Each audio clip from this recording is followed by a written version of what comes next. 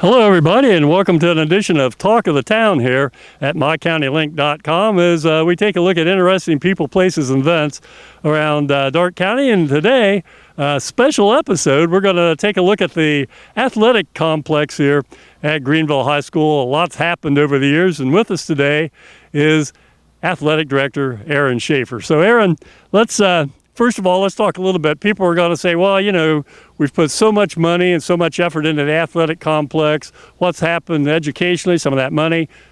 Good answer for that. Well, you know, interscholastic athletics is an extension of the classroom. We take great pride in teaching kids some of the lessons that you can learn, hard work, toughness, perseverance, camaraderie, teamwork. Those things are important aspects of the educational process that we share with our kids on the athletic fields. And when you take a look at it, too, the new school building out here on Ohio Street, the K-8 building's been out there, 7-8 years now?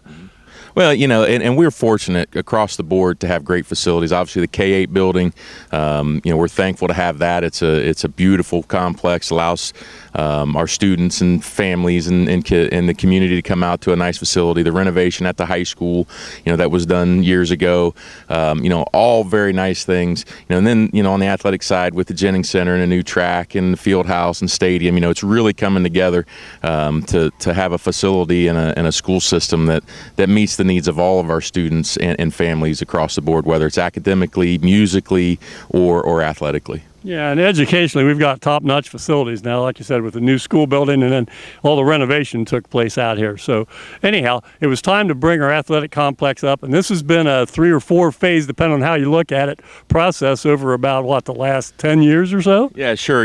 So we started with replacing the old natural grass with turf at the stadium, removing the old track. But when we did that, obviously, we needed a track facility, so we were fortunate to have a vision of building a track complex with its standalone bleachers and grass field and all the amenities that go along with track. That was the first phase. We battled through, kind of got delayed a little bit with the COVID battle, but then right out of COVID, we started working immediately on the field house, had new concessions and restrooms, locker rooms, training rooms, to be able to start moving away from the old stadium, which kind of housed some of that stuff with the restrooms and concessions built right into the stadium. So, we have this, quote unquote, third phase with the stadium renovation, the demolition and repair. Right. Some of that was spurred along due to the tornado a year ago, but we were functioning in a 90-year-old stadium that was built during the WPA. It was a WPA project, so it was the old stadium. It's near and dear to my heart. Played there, coached there, right. But it was time for us to upgrade, and I'm thankful that the community and the school district have supported all of our projects. And what we're going to do is we're just going to take like a 5-10 minute look at each of these 3 facilities we have here now. And we're going to start here at the Jennings track complex. A little bit about this. We've got bleachers that seat 900,000 people, something like that? Just over 1,100. I believe it's 1,101 total seats. Cramming them in. Oh, yeah. And believe it or not, on some of those meets, especially when we run high school and middle school meets together, there may be 600-700 people up in there. So we're fortunate for that. It has its own press box. Obviously, we've utilized it recently for some other things. We had commencement out here this year. We had planned to last year. The Darke County Special Olympics. The Special Olympics does their events out here, and then we have the Healthy Kids Running utilize this facility. Along with this has become our home for the Greenville Pee Wee football program. So an outstanding facility for sure. Yeah. And we were desperately in need of an upgrade as far as our track itself. Yeah, so for many years we had the old 6-lane track, and for those that had run track, they knew that it was really about 5.5 lanes on the east side. We have a spectacular track, 8 lanes. It's actually an Olympic-style track, which is it's defined as a double bend. When you look at it from above, there's actually 4 turns with a small straightaway on the ends. Now on foot, you never see it. The kids don't really feel it, but it is a fast track. A lot of schools like to come here and run because they've a lot of kids at various schools have hit PRs here that help them in the seeding processes when they get to their league meets and the sectional meets. So we have a great facility, self-contained, with shot put, discus, pole vault, high jump, and long jump all within the facility, where at a lot of places you have to go outside the facility. So a full surface, a full-size playing surface, a natural grass surface that fits a regulation soccer field, which many people don't understand is quite a bit larger than a football field. For many years when we were at Harmon, our soccer kids had to play on a regular football field versus a full-size field. And some of those upgrades we've been able to make have helped not only the football teams but also our soccer teams. Yeah. And it's nice you can host different events now here and so forth with more teams and things of that nature. And the lighting system's superb. So, yeah, just a great complex there. Yeah, for sure. We are blessed to have this facility. It is as modern and highly used facility as we've had. Yeah, just a lot of utilization goes on. And then, before we head on over toward the fieldhouse, I take a look across here, and we had some damage to the tennis courts, with the tornado that went through in May of 24. And I look over here, and there's not many schools our size that have 9 really nice tennis courts. For sure, we have 9 tennis courts, full use tennis courts. 3 of them are lighted with lights for evening or night play. We did have 3 of them were resurfaced due to the damage to the tornadoes, and some of the fencing has been replaced. But a lot of places, a lot of schools you go to, they have 6. We have 9, which is nice because we can, our girls teams and our boys teams have grown over the years. They have the space to spread out and practice without a lot of downtime. Mm-hmm. And one thing we want to clear up for you folks out there, for a long time, all these facilities were on City of Greenville property, but that's all been turned over to the schools. Sure. So for years and years and years, the old Kelsey Field where we stand, where the Jennings field or the track and field complex stands, even Harmon Field, the softball diamond out front, and the tennis complex was all city owned. It was part of park property. I can't recall the exact year, but 10, 12 years ago, the city and the school district worked out an agreement. And now it's all school district owned property. Yeah.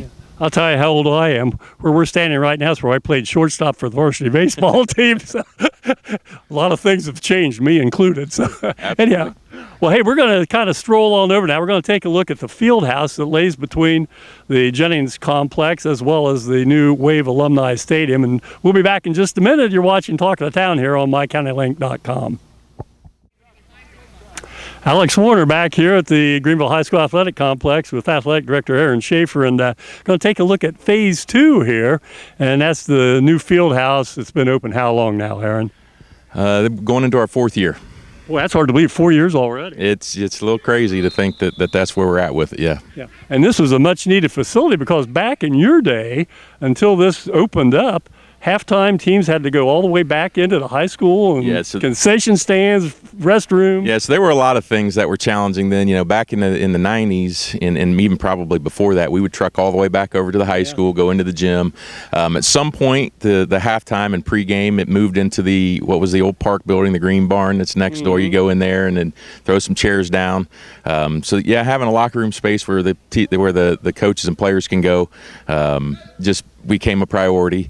Well, then obviously you had the restroom and concession facilities that were in dire need of upgrades. So the field house kind of came to Phase 2 out of need, and the restroom facilities are a tremendous upgrade. The locker rooms are great. The concession stand's great. And then we also built a modern athletic training room, so our athletes had a place to recuperate and recover whenever there were some injuries. And you know what's nice about it? It's where you located it, because it services not only the football facility, but also then, as we talked, the Jennings complex. Yeah, sure. So all of our restrooms and locker rooms transition both to the Harmon Field side and to the Jennings Center side. We not only built a locker room that was designed for football, but we also designed them for soccer. We have two small locker rooms that are individually designated for boys and girls soccer. Our tennis teams also use them, and then another locker room that in the fall functions as a visitors locker room, but in the spring it's a girls track locker room. So we were really conscious of making it a multi-purpose facility. Yeah, and it's turned out great. We're going to take a look inside here at the locker rooms and the training room and things of that nature here in just a second, and we'll be back in just a second. Moved inside the field house here at the Greenville High School Athletic Complex. And Aaron, we're in the trainer's room right now. This has been a great asset, like you mentioned a little bit earlier, just to be able to take care of our athletes. Yeah, it's connected to our varsity locker room, goes right to our coach's office. You know, our trainers have whirlpools and benches and beds and taping stations, a brand new ice machine. It's really nice. It's a 10-foot walk from the front door to the field. Yeah. It just access and availability for our athletes to be seen by our athletic trainers. You know, we're fortunate to have partnered with Wayne Health Sports and Orthopedic Associates for our training services. They were a key part of the design of this space. You know, there aren't many places that have space like this at the high school level. Yeah, especially like you said, only 10 feet from the back of the end zone here at the north end, even. Yeah, and we never had something out here like this. We had, you know, inside in high school we had a small room that they functioned out of. That was an old coach's office. But to have this and in the support of some of our local businesses, you know, Midmark helped us, you know, with some of the tables and things, and then material. You know, Mr. Hughes built our taping stations. You know, so you know, the people that were involved in this knew what there was a need and worked hard to make it happen. Now, during the course of the practices during the week, and then of course on game nights and so forth, always a trainer on call for not only football but soccer and the other sports. Yeah, sure. So, you know, in the past we were able to have trainers everywhere. You know, we now have a single trainer instead of two, which is okay. You know, your high collision sports like football and soccer take priority. But on those nights when there are multiple events going on, our trainer is always on call for our student athletes and for our opponent student athletes. Obviously, football is a high collision, high impact. You know, it tends to be injuries in that sport.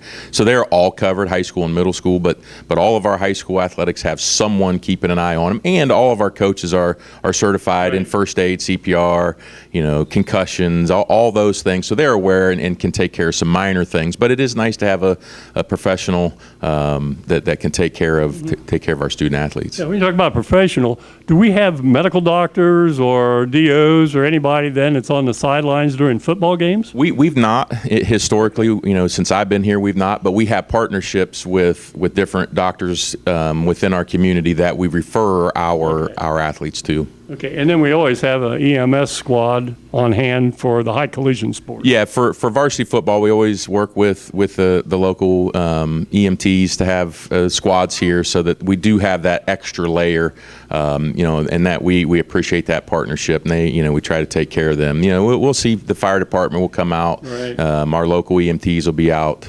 We're also it's also nice to have our local police department provides our security, so they're also in that layer of medical care if necessary. Okay. Well, we're going to swing around a little bit. We're going to take a look at one of the locker rooms. We're right in the middle of football practice here this morning, so the home locker room kind of looks like a typical teenage boy's bedroom, I assume. Maybe a little bit better than that. The guys have done a good job of keeping their space clean, but it is definitely a used facility right now. So we'll avoid that at all costs. We might pick up 2 or 3 diseases while we're in there. Anyhow, we're going to go over in the visitors' locker room and take a look at that. We'll be back in just a moment. Now, you folks out there are going to find this hard to believe, especially those of you watching this who maybe participated in athletics at Greenville High School. But this gorgeous facility that Aaron Shaffer are in right now, this is the visitors' locker room of all things. Got to be nicer than 95% of home locker rooms around Ohio. Yeah, there's no question. You know, the facility is great. The visitors, you know, when they come here, they get taken care of. Unlike some of the places we go to, you know, there are some unnamed places that have you in a construction trailer or even out in a park or things like that. So being able to provide our opponents with a place that they can go, mostly when there's inclement weather, you know, you need a place to put them when there's lightning, thunder, things like that. But we're fortunate that this also doubles as in the spring as a track locker room for our kids. But it is a nice facility and much nicer than most. Yeah, individual lockers, and they all have individual safe boxes up here to store valuables and things of that nature. And they're just a few steps away from the training facility too. They have use of the training room. Sure, and that's part of the process of interscholastic athletics. We kind of care for one another's athletes. When our kids go on the road, their trainers see our kids, and when we host, our trainers work with injured athletes that that are here from other schools. Yeah, and just an impressive facility, not only out here in the locker area, but back in the restroom area, individual shower stalls. I mean, that's almost unheard of. Yeah, and it is.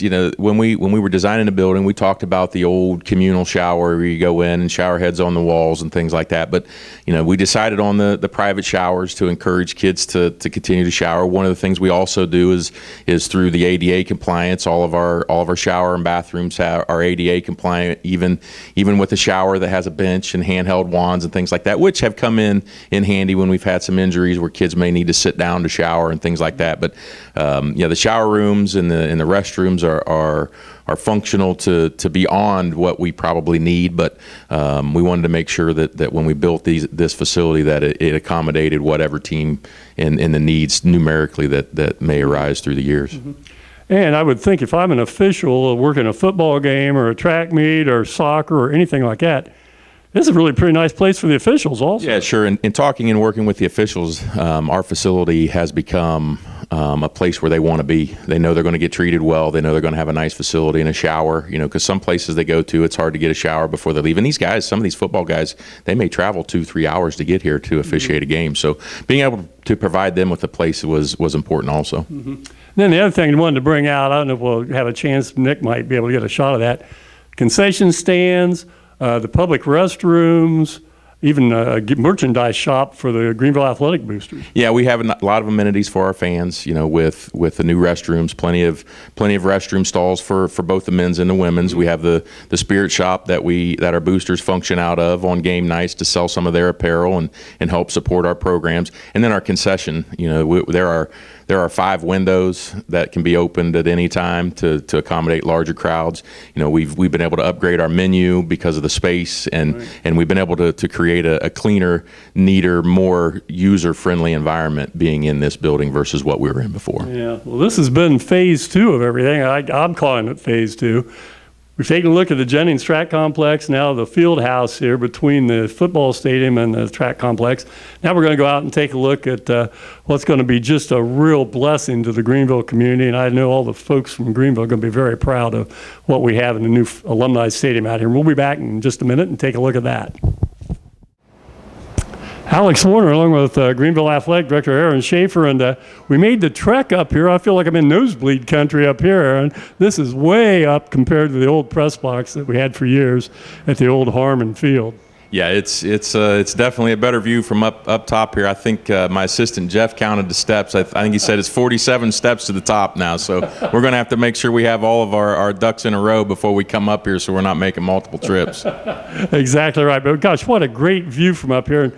Nick's taking pictures out here. We have Coach Steve Chanel and the Greenville football team going through practices right now. But boy, I tell you what, the view from up here, looking through the city park, the swimming pool, and out into the neighborhoods, and it just gives you just a lot better view of what's unfolding on the field. Yeah, one of the challenges we had previously was, from the press box's perspective, both for filming purposes and for the live action purposes, you had some tough angles for seeing. Now with the video technology and our coaches' boxes and all that, the sight lines are great. Our fans are going to be able to see the game well. We're excited for people to get in here and really see what we've done. Let's talk a little bit about Alumni Stadium, because this is something you've been really heavily involved in, the planning of it and so forth, and a lot of thank yous go to Dick Brown, for example, and a lot of the community people now are starting to chip in to make this truly Alumni Stadium. Yeah, Dick Brown's been amazing, with his contribution and his efforts to try to raise money. He really, truly has made it Alumni Stadium. We've been blessed over the course of our projects outdoors to have many, many, many donors from high-end donors like Dick Brown and Brad Jennings, to even just the day-to-day people who've given $50 or $100 to the project. You can fill a bucket from the ocean, or you can fill a bucket with a drop of water from a faucet, and it all adds up over time. And we're thankful for our people. We are thankful for our support, and without our community and our school board and the decisions that have been made over the years, we wouldn't be where we're at today. Yeah, and I think most people really love the name Alumni Stadium. It just feels like it belongs to everybody now. Sure, it gives you that community feel. The alumni of Greenville High School and Greenville City Schools, they have something that they can look to and be proud of. Let's talk about the stadium itself and so forth. Seating capacity here on the home side, we've got reserved seats with backs and so forth. The company that put this up, the whole process, just a little bit about the background. So, the whole process really started last year after the tornado. We had to make a decision what we were going to do with the old stadium. We really got the ball rolling late summer, early fall, when we started to explore the companies. We ended up going with a company, Dan Clayton, located out of the St. Louis area. They were the ones that built the Jennings Center complex, the bleachers over there. They're a high end. They are the standard in bleachers. That's, we wanted to make sure we built something that could last. And then we got into the design process. We had to determine, we were confined by our footprint. We were a little landlocked, so we had some challenges there. But we had to determine what we wanted to do. We wanted to, it was a priority to give good sight lines. It was a priority to make sure we were at least meeting our old capacity, if not exceeding it. We wanted to create spaces for our bands to function both home and away from the original bleachers. And through the process, there were a lot of discussions and alternates and changes and bidding and all that. But ultimately, we got to a point where our home seating's just over 2,200 seats on the home side, just under 1,200 on the visitor side, and then with the band bleachers on the ends, totaling about 250. You're right there at the a little over 3,600, shy of 3,700 seats, which is really where we were, probably a 400 or 500 seat increase from the previous stadium. It certainly doesn't look the same, though, does it? No, certainly the site, the visuals are definitely different.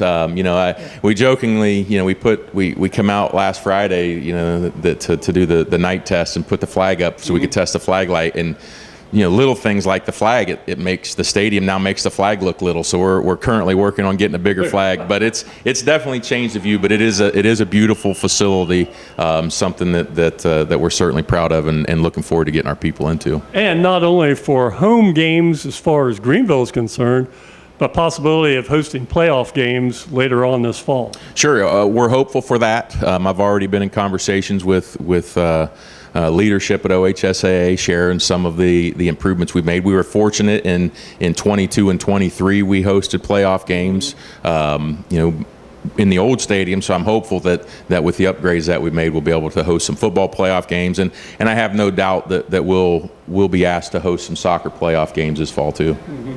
And the soccer field, as you mentioned, is bigger than the football field, so you fans will see the white boundaries on the football field, but then on past that on either side, then yellow lines for the soccer. We'll call it a pitch. Sure. I guess is that the word, soccer pitch. The scoreboard, the play clock, things of that nature, are those all wireless? They are wireless controlled. All the play clocks and scoreboards run off a wireless controller. We're a little unique. Maybe people don't know this. Maybe a little interesting story or interesting information is our play clocks are functioned on the field by our chain crew. Okay. So they have direct communication with the referees during the game, so that they know that we're functioning those well. And those things are nice. That the play clocks and the scoreboard are the oldest things in our facility now, and they're not even a decade old. So, right. Let's talk a little bit about this press box up here. This came in one piece. And where did it come from? Who made it? And let's describe it a little bit. So again, it's a Dan Clayton project. It came out of St. Louis on a trailer. So the 2 days it took, I believe they left in the morning, showed up here in the afternoon, and the next day they picked it off the trailer and set it on the stadium. It's modular. It's built separate. It's permitted separately. It's been inspected separately. It is a it could function as a dwelling, if you will. It seats 19 total seats, 2 separate coaches boxes with their own contained space with a door and windows, 2 media areas outside the game, the general game function area, that seat 2 each, and then your game function area has 7 seats, so for a total of 19 seats. We also have the crow's nest on the top, which is an additional viewing platform for, our football team has played some Thursday night lights games, playoff games that we've hosted. There's been media coverage. That the idea is to put those types of things up there and keep them out of the press box. There are some coaches around that prefer an outside view and don't want to be inside. So if our coaches want to go up top, we'll allow them to go there. So So that was an addition that allowed us to expand to 22 total occupants during games. Yeah. Well, it just looks great up here. I know after all the years Ty House and I did ball games down below where you were trying to struggle to see who did what, and then all of a sudden we got the new lights. It's just a first-class operation. No question that the people of Greenville are going to be very proud of what we have here right now. Yeah, for sure. You know, like we've said many times, we're blessed. Schools of our size generally don't have facilities like these, and it's definitely like I said, a blessing, and I'm excited to get our kids out there with the new coaching staff, with Coach Chanel, and then bringing Coach Current back and all the guys working hard. I think we're going to have a team and a program in a fall to be proud of. Yeah, one final question as we wrap things up. MVL, what's league policy? Do we have to get online to get tickets, or we can pay cash at the gate, or how's that work? So, you know, high school athletics, there are cash available at all high school athletic events on school properties. So if you go to any of our MVL games, whether it's football, basketball, volleyball, soccer, it doesn't matter. There will be a cash option at the gate. All of our schools also do offer online tickets for people who like the convenience of online, and that is dictated by the state legislature, and our league dictates our ticket prices. Okay. And then one final thing, you're going to open up. People will be able to come in if they want to have a reserved seat, whether seat back or is everything else general admission? Yes, so our seat backs where the G is in front of the press box, there are 242 seat back chairs. Those are our only reserved seats. Everything else will be general admission. We will be opening the stadium up on Monday, August the 11th, 6 to 7:30 for previous season ticket holders only. First priority. Those who have supported us in the past will have the priority, but then on the 12th, the very next day, we'll open 6 to 7:30 general public at the stadium. Come in, choose your seat. We'll assign the seat to you, and cost is $60 for an adult reserve seat, $50 for a student reserve seat, and it gets you into all 5 home varsity football games and rights to that seat again next year. And for people to contact you, you can call the athletic office, be 937-548-3185, extension 1078. That's my direct extension. Or through email, Shaffer, so that's ASHAFFER @GCSWAVE.com. We'll answer all your questions. Very good. Well, hey, thanks for taking time out from what I know is a busy schedule. This time of year, trying to get everything cranked up. Cross-country meets coming up, I assume, over at the city park, soccer, girls tennis, boys and girls golf, and both, like I said, both soccer teams. So just a really busy time. Anyhow, this has been Aaron Shaffer, and thanks so much for stopping by. Nick and I will wrap things up here in just a minute. Again, you're watching Talk of the Town here on mycountylink.com. We hope you people out there have enjoyed today's tour of the Greenville High School athletic facilities here at what used to be Harmon Field. From the Jennings track complex to the Wave Fieldhouse and now Alumni Stadium, we've got facilities that are top-notch for a school the size of Greenville, any place here in the state of Ohio. A lot of pride for the community in these facilities. We hope you folks have a chance to come out and participate not only in football, but also in the soccer games that take place, high school commencements, all sorts of things will be happening out here at new Greenville Alumni Stadium. A lot of thanks to the different individuals, the different organizations that contributed to make this possible, as well as the Greenville City Schools Board of Education. Anyhow, we think this is going to be just a gem for Greenville out here in what's already a gem in our Greenville City Park. On behalf of Nick Schmidt, our videographer, I'm Alex Warner. Thanks for joining us for this episode of Talk of the Town here on mycountylink.com. So long, everybody.